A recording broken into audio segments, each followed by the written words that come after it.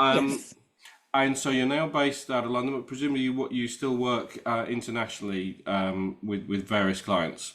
Yes. And just give me a sort of typical example who your clients might be, or the range of people that might come to you, whether it's for Visibility Gym or for Brand Your Dream. I mostly work with coaches because I love to work with people who make an impact. Yeah, My main focus is coaches, experts, and leaders, people who are seasoned experience in their field, yeah, people who run service-based businesses, because for those businesses, video is must have, and it's yeah, quite specific video when people have to show up as themselves.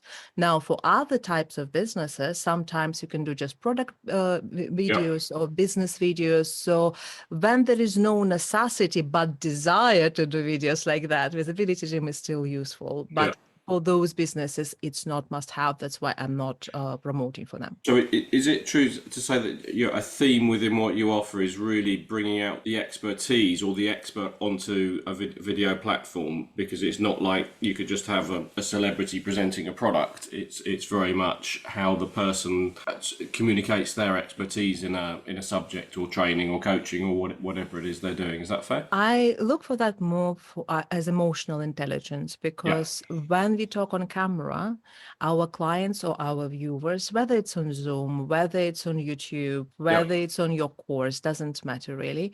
Our clients build this connection with us.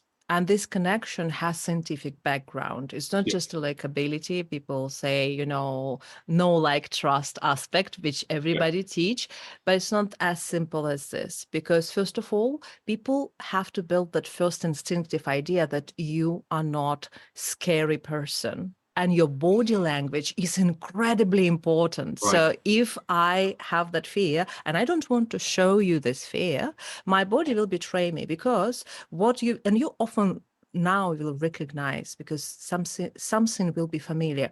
I will clench my fist when I talk. I will put my shoulders down.